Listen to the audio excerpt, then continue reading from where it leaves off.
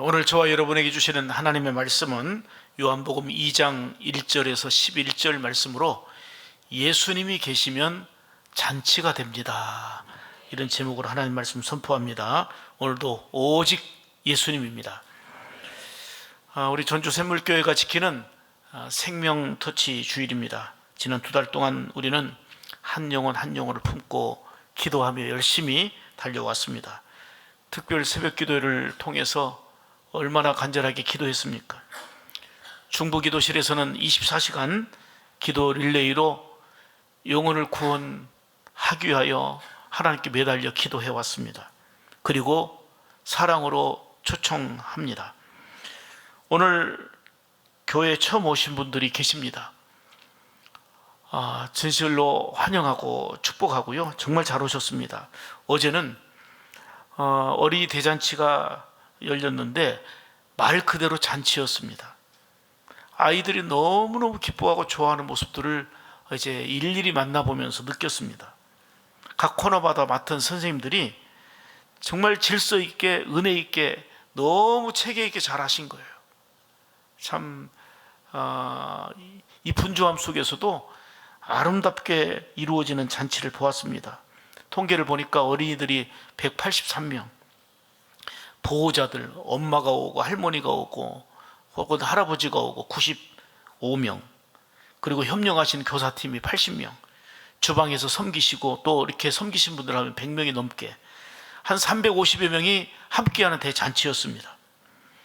8살짜리 아이에게 너 몇 살이니? 물어봤더니 8살이래요.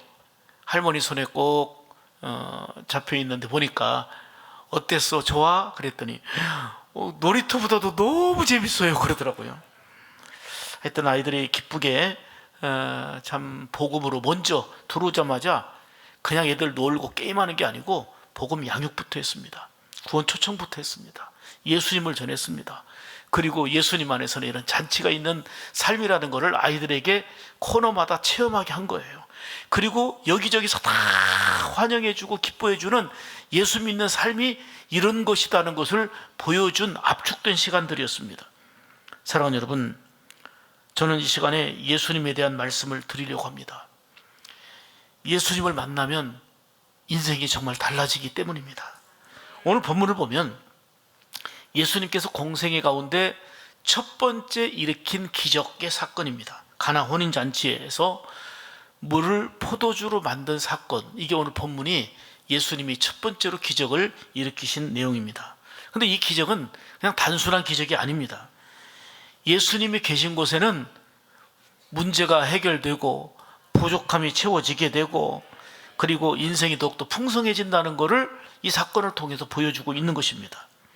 여러분, 잔치는 잘 아시다시피 사람들로 막 북적북적 붐비고 먹을 것이 있고 기쁨이 있고 그게 잔치잖아요. 그런데 기쁘고 즐거워야 될 혼인잔치에 먹구름이 꼈습니다. 걱정거리가 생겼습니다. 왜요? 아이고, 손님 대접해야 될 이 포도주가 떨어진 겁니다. 잔치는 한참 남았는데 사람들은 많은데 이 대접해야 될 이 포도주가 떨어졌기 때문입니다. 그런데 중요한 것은 오늘 본문을 통해서 말씀하는 건 이거예요. 그 걱정거리 현장에, 문제거리 현장에 예수님이 계셨다는 사실입니다. 그러니 걱정은 있었고 문제는 있었지만 그 자리에 예수님이 계시니 문제는 문제되지 않았고 걱정은 기쁨으로 감격으로 승화된 모습을 볼 수가 있습니다. 오히려 문제를 해결해 주시고 또 채워주시는 주님의 은혜로 잔치는 기쁨이 배가 되었고 은혜로 더 충만한 내용이 오늘 본문입니다. 그렇습니다. 이 말씀을 통해서 우리에게 주시는 핵심 메시지는 뭐냐면 우리의 심령 안에, 우리의 가정 안에, 우리의 삶 가운데 예수님이 계시면 잔치가 된다 그 말입니다. 예수님이 계셔야 잔치가 되는 거예요. 여러분, 살다 보면 걱정거리, 염려거리 잘 이 계획을 세우고 나가지만 일그러지는데 어찌할 줄 모르는 상황들이 얼마나 많습니까? 그렇지만 어떤 상황 속에서도 예수님이 계시면 잔치의 연속이지만 아무리 풍성하고 넉넉해도 그 걱정거리, 염려거리에 예수님이 계시지 않으면 이거는 정말 좋다가 많은 게 아니고 더 실망이 되고 더 낭망이 되고 더 일그러짐이 될 수밖에 없는 것입니다. 따라서 합시다. 예수님이 계시면 우리 인생도 잔치가 된다. 아멘. 이제 아는 것도 대단히 중요한데 여러분의 신앙의 삶을 통해서 이게 체험되어지는 은혜가 있기를 축복합니다. 오늘도 세 가지로 말씀드립니다. 첫째는 예수님은 부족한 우리 인생을 채워주시는 분이세요. 우리 많이 부족하잖아요. 많이 모자라잖아요. 채워주시는 분이 바로 예수님이십니다. 자, 3절 보실까요? 자, 포도주가 떨어진지라 말씀드렸죠. 지금 손님들은 많아요. 대접해야 될 포도주가 떨어진 거예요. 문제예요. 걱정이에요. 염려입니다. 잔치가 중단될 수 있는 심각한 위기였습니다. 사람들은 당황할 수밖에 없게 되었고 주인은 얼마나 걱정이 되고 염려가 되었겠습니까? 우리 인생도 계획대로 잘 안 되고 차질이 생겨서 걱정과 염려가 자꾸 쌓이고 쌓이는 이런 일들이 많습니다. 그리고 성도들의 형편을 보게 되면 겉으로 보면 드러나진 않지만 마음속 깊은 곳에서는 공허함과 허전함으로 참으로 삶의 무게감을 견디지 못하는 이런 분들이 참 많습니다. 뭐 늘 그러잖아요. 옛날 가난한 시절이나 지금 지금 옛날에 비해서 엄청나게 풍성해진 시대지만 경제적인 짐의 무게는 여전히 있어서 경제적인 문제로 고통하고 힘들어하는 분들이 있습니다. 그리고 할 일도 많은데 계획도 많은데 건강 때문에 잠시 멈춤의 시간을 가지면서 고통을 극복하고 있는 분도 계십니다. 또 어떤 분은 정말 자녀들이 잘 되기를 그토록 기도하고 뒷바라지하고 있지만 정말 일그러지고 사고가 나고 많은 어떤 아픔의 문제로 힘들어하는 분도 실제로 계십니다. 또 어떤 분은 겉으로 볼 때는 아무런 걱정 문제가 없어 보이는데 허전한 마음 그리고 비어있는 공허한 빈자리를 채우지 못해서 참으로 힘들게 사는 분도 있습니다. 그렇습니다. 우리 인간은 세상의 것을 우리가 쥐고 살아가지만 그것으로는 만족할 수가 없는 거고요. 하나님 없이는 진정한 만족과 행복을 누릴 수 없다는 것을 우리는 현실적으로도 우리가 보고 느끼고 깨달을 수 있는 것입니다. 그런데 사람들은 이 공허함을 뭘로 채우려고 그래요? 돈으로 채우려고 그러고 운동으로 채우려고 그러고 취미로 채우려고 하고 있고 그 다음에 어떤 내가 이 부분을 뭘로 채울까? 성공으로 채워야 되겠다 이렇게 집중하고 노력을 합니다. 여러분, 취미와 즐거움으로 우리 인생을 채우리라 하지만 공허한 그 빈자리가 채워집니까? 인생의 허전한 그 공간이 이것들로 채워집니까? 여러분, 어거스틴의 고백을 들어보십시오. 채워지는 것 같다가도 다시 허전해지는 인생을 실감하게 되는 거거든요. 그런 면에서 어거스틴의 고백은 굉장히 우리에게 공감을 불러일으킵니다. 한번 같이 읽지요. 주님, 우리의 마음은 주 안에서 안식하기까지 결코 평안하지 않습니다. 어거스틴 많은 경험을 했던 사람이잖아요. 세상 재미, 세상 쾌락에 빠졌던 사람이고 여러 가지를 많이 경험하고 정말 위에서부터 아래까지 내려갔던 사람이에요. 그런데 뭐라고 결론적으로 고백합니까? 우리의 마음은 주님 안에서 안식하기까지, 주님 안에서 안식하기까지는 참된 평안을 볼 수가 없었다는 것입니다. 사랑하는 여러분, 허전하고 허무한 인생을 채워주시는 분은 우리 하나님이십니다. 시편 107편 9절에도 그렇게 말씀하죠. 자, 크게 읽습니다. 그가 사모하는 영혼에게 만족을 주시며. 아멘. 누가 만족하게 하신다는 거예요? 하나님이. 우리가 사모할 때에, 간절히 갈망할 때에 그 사모하는 영혼에게 하나님이 만족하게 채워주시는 분인 줄 믿습니다. 여러분, 부모는 어떻게든 자녀를 뒷바라지 하잖아요. 얼마나 기도하고 수고하고 애쓰십니까? 자녀 잘 되기를 바라는 마음으로 희생하며 수고하며 애쓰는 마음이 부모의 마음입니다. 어떻게든 잘 되고 좋은 곳으로 채워주려고 하는 부모의 마음. 성경은 분명히 말씀합니다.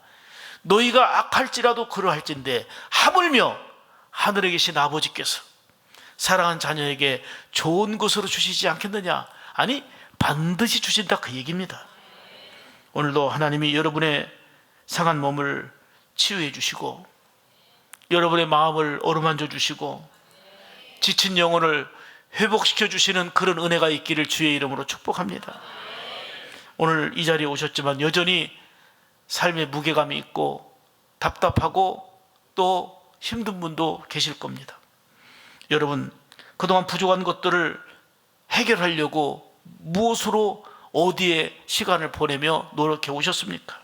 무엇으로 채우려고 힘써 오셨습니까?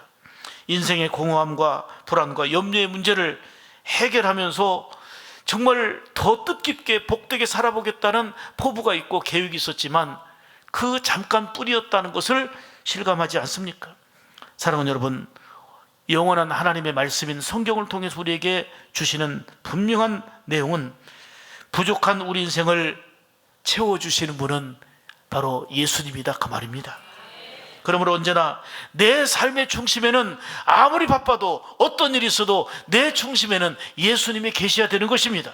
부족한 인생을 채워주시는 예수님을 아는 것도 중요하지만 깊이 만나게 될 때에 여러분의 인생은 은혜로 채워지고 소망으로 채워지고 기쁨으로 채워지는 역사가 여러분들에게도 임할 줄로 믿습니다. 두 번째는 예수님은 우리 인생을 새롭게 변화시켜 주시는 분이십니다. 자, 9절로 10절까지의 내용이 이겁니다. 자, 시작. 지금까지 좋은 포도주를 두었도다. 예. 자, 이 내용을 잘 아시잖아요. 포도주가 떨어져가지고 걱정이었어요. 지금 잔치가 중단될 위기에 놓였어요. 그런데 예수님께서 물로 포도주를 만들어 주셨어요. 그 과정은 설명하지 않겠습니다. 그런데 이걸 내놨더니 사람들이 먹어보고는 지금 아까까지 어제까지 마셨던 거하고는 비교할 수 없이 더 좋은 거라는 거예요. 여러분, 이걸 통해서 말씀하시는 내용이 뭡니까? 단순한 변화가 아니라 처음 대접했던 것보다 더 좋은 포도주였다라고 사람들이 감탄했는데, 이거는 예수님께서는 사람의 인생도 예수 안에 살아갈 때에, 예수님과 함께 살 때에 더욱더 좋게, 더욱더 복되게 변화시켜 주신다는 그 말씀인 겁니다. 예수님은 문제 해결을 해주시는 것을 넘어서 우리 인생 자체를 새롭게 해주십니다. 성경 내용이 그 내용이잖아요. 평범했던 베드로, 어부였던 베드로, 예수님 만난 후에 사랑 남는 어부로 귀하게 복되게 쓰임받고 대사도로 쓰임받지 않았습니까? 탐욕으로 가득했던 삭개오, 세리장이었습니다.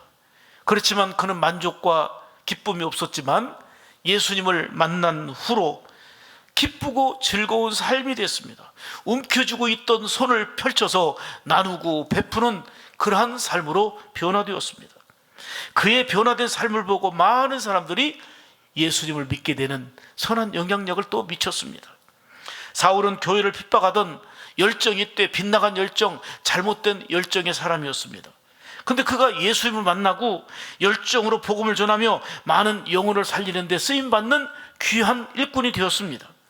이렇게 예수님을 만난 사람마다 한결같이 놀라운 변화가 있었단 말입니다.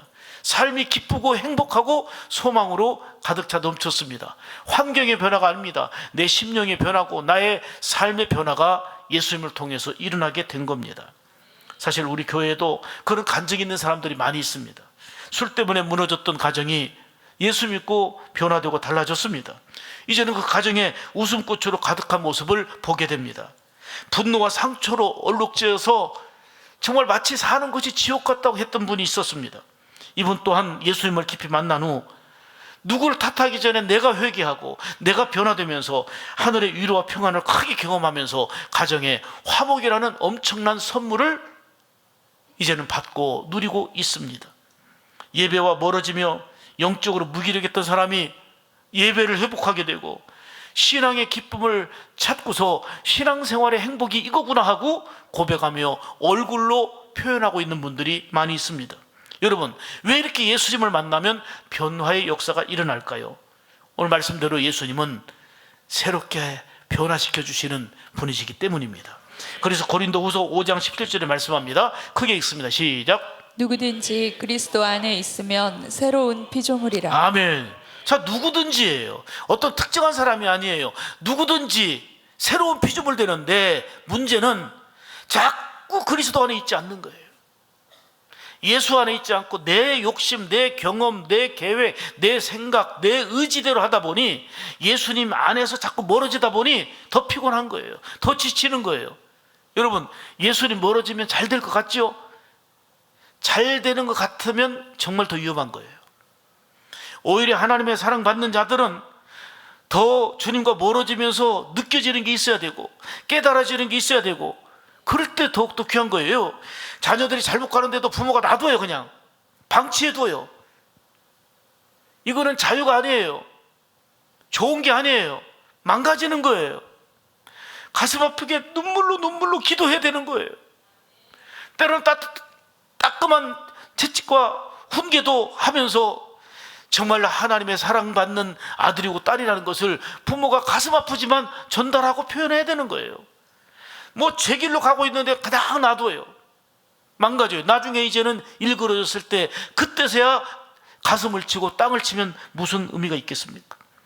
건강한 신앙생활의 방향은 예수님 만나고 새롭게 변화된 사람이 되는 것입니다. 그래서 우리는 언제나 아침이 됐든 밤이 됐든 어떤 상황이든지 예수 그리스도 안에 있어야 되는 거예요. 예수 안에서 새로워지는 거예요. 오늘 처음 오신 분 중에는 내가 변화될 수 있을까? 내 삶의 환경에 무슨 변화가 있을까? 내 인생이 뭐 달라지는 게 있을까? 이렇게 생각되어지는 분도 있을 겁니다. 대답은 분명합니다. 예수님 만나면 변화된 새로운 삶이 됩니다. 성경은 누구든지 그랬어요. 누구든지. 오늘 김수미 씨 영상 보세요. 밤길 두려워서 나가지도 못하고 술 중독이 될 만큼 그냥 고통과 괴로움을 술로 잊으려고 했던 사람입니다. 그렇지만 그의 짧은 영상 속에서 예수님 만나니까 이렇게 행복하다. 74세 인생에 봉도 74번 받고 돈도 있을 만큼 있고 뭐가 그렇게 인생을 기쁘게 할까? 기쁘게 할 게 크게 없고 점점 나에게 기다리는 것은 병들어 늙고 죽어가는 것밖에 없을 터인데 나에게 뭐가 기쁠까? 그런데 하나님 믿으니 이렇게 기쁘다. 예수님 믿으니 이렇게 기쁘다. 이게 그리스도 안에 사는 능력인 거예요. 예수님 안에 사는 능력인 거예요. 빌리그레 목사님은 예수님은 사람을 더 나은 사람으로 만드는 것이 아니라 새로운 사람으로 만드신다 그랬어요. 신앙생활은 기독교라는 종교생활을 넘어서 예수님을 통해서 새롭게 변화되는 것입니다. 예수님을 만난 이후에 내 삶이 새로워져서 가까운 사람들에게 변화의 증인이 되어 살아야 되는 겁니다. 물을 포도주로 바꾸신 것처럼 예수님을 통해서 우리 인생을 더 좋게 더 새롭게 고쳐주시고 새롭게 하시는 주의 은혜 속에서 살아야 된다. 이게 바로 오늘 본문을 통해서 주시는 두 번째 메시지입니다. 세 번째는 예수님이 계신 곳에는 기쁨의 잔치가 있다는 것입니다. 예수님이 계신 곳이 기쁨의 잔치라는 거예요. 자, 11절 봅니다. 11절 시작. 예수께서 이 첫 표적을 행하여 그의 영광을 나타내심에. 아멘. 결국 혼인잔치는 걱정거리가 해결됐고 문제가 해결됐고 더 기쁨으로 충만했어요. 진정한 기쁨의 잔치가 되었습니다. 손님을 대접할 포도주가 떨어져서 걱정했던 자리, 염려했던 자리가 바로 기쁨의 자리, 더 충만한 자리가 되었습니다. 왜요? 그 중심에는 예수님이 계셨기 때문입니다. 그 자리에 예수님이 계셨기 때문에 더 큰 잔치가 된다. 이게 세 번째로 주시는 메시지예요. 여러분, 예수님은 우리에게 진정한 기쁨과 소망을 주시는 분이십니다. 간혹 이렇게 얘기하는 분이 계세요. 신앙생활하는 사람들은, 교회 열심히 다니는 사람들은 무슨 재미로 사나? 참 재미가 없을 것 같다. 자기들이 누리는 거 아무것도 못하고 진짜 재미없을 것 같다. 여러분, 재미와 기쁨은 달라요. 재미와 즐거움은 달라요. 제가 사전을 찾아봤어요. 재미는 잠시 웃게 하는 순간이지만 즐거움은 오래도록 마음에 남는 행복이다. 여러분, 재미하고 기쁨은 전혀 다른 거예요. 예수 믿는 사람은요, 재미는 없을지 몰라도요, 즐거움은 있어요. 예수 믿는 사람은요, 세상 사람들이 누리는 재미는 없을지 몰라도요, 세상이 보지 못하는 기쁨이 있어요. 재미하고 기쁨은 차원이 달라요. 세상 재미는 없을지 몰라도 세상이 맛보지 못하는 그 즐거움과 기쁨은 예수 안에서 누리게 되는 거예요. 예수 잘 믿는 자의 공통점은 뭡니까? 은혜 받아서 기쁨이 있잖아요. 감사가 있잖아요. 즐거움과 기쁨으로 예수 잘 믿는 사람에게 있다는 거 아닙니까?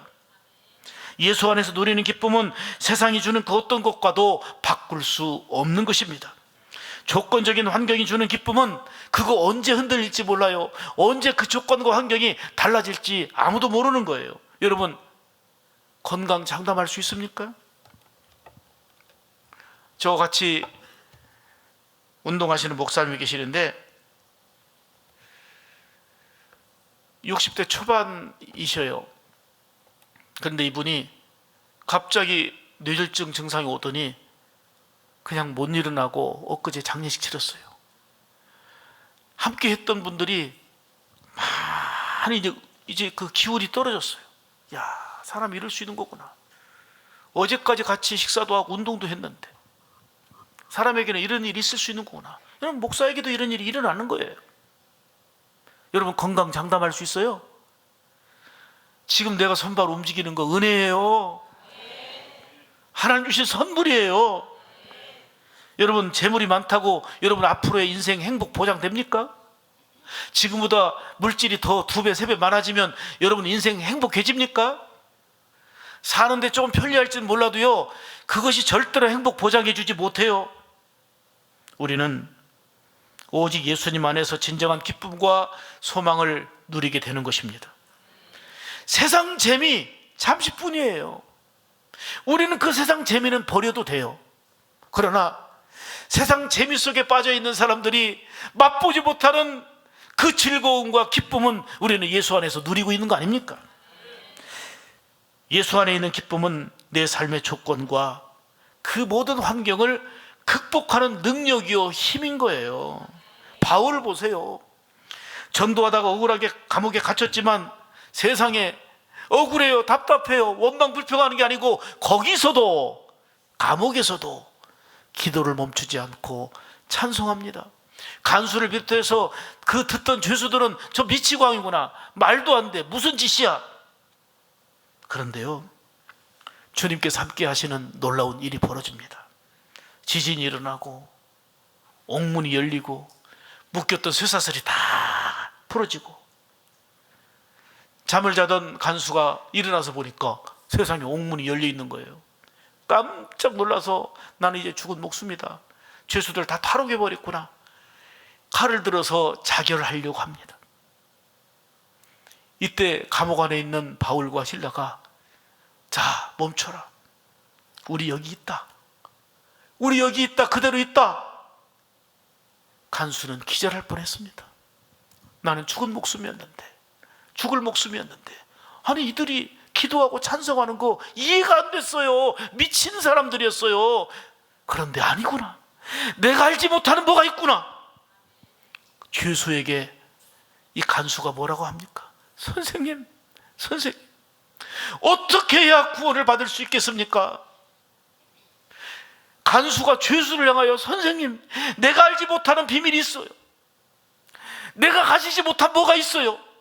나는 몰라서 무시했고, 나는 몰라서 깔깔대고 있었고, 니네는 세상 재미도 모르고 아무것도 모르는, 아이고 답답하게 왜 그렇게 살아?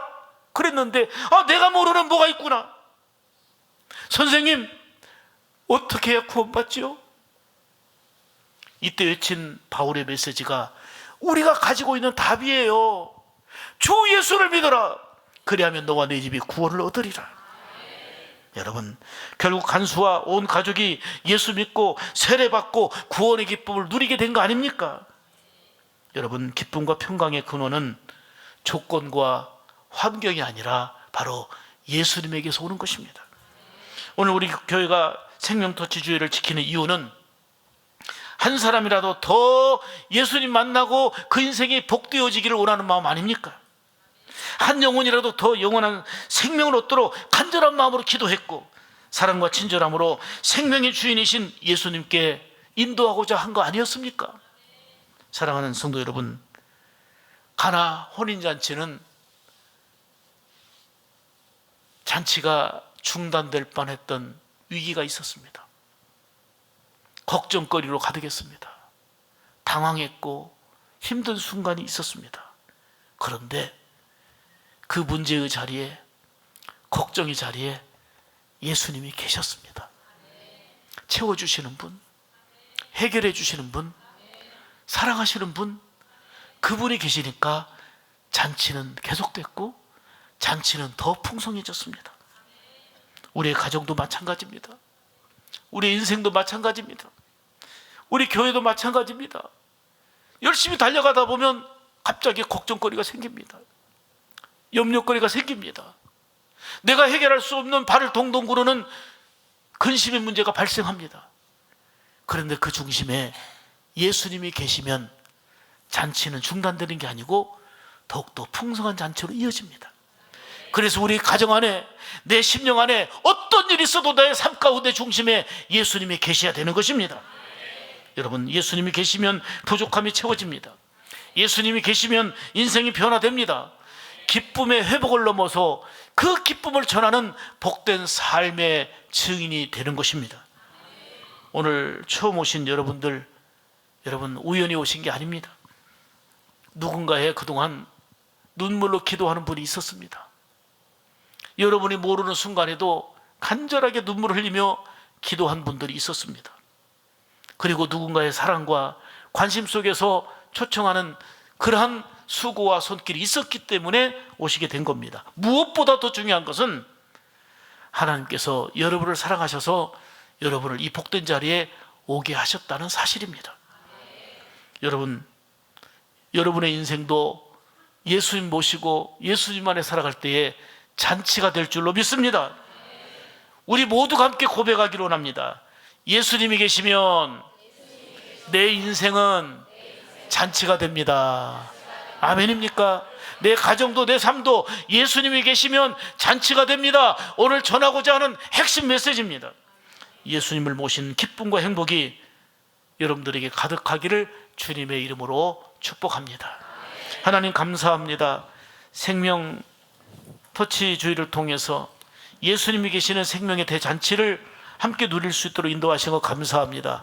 그동안 이벤트와 행사가 아니라 집중하여 기도하고 주님이 기뻐하고 원하시는 일을 우리가 수고하며 힘써왔습니다. 하나님, 이 수고가 주 안에서 헛되지 않을 줄 믿습니다. 오늘 생명의 대기쁨과 잔치가 하나님이 영광 받으시는 귀한 1부, 2부 또 오늘 오후 예배까지 모든 예배가 생명의 대잔치로 이어지고 우리 하나님이 흡족하게 영광 받으시는 복된 역사가 있도록 도와 주시옵소서. 온 성도들도 예수님을 중심에 모시고 사는 가운데 심령의 잔치가 이루어지고 가정의 잔치가 이루어지고 내 자녀들의 인생의 잔치가 이루어지고 우리 인맥들의 삶 가운데 잔치가 계속되어지는 놀라운 역사가 예수님을 통해서 일어남을 보고 경험하게 하여 주옵소서. 예수님 귀하신 이름으로 간절히 축복하며 기도 올리옵나이다. 아멘.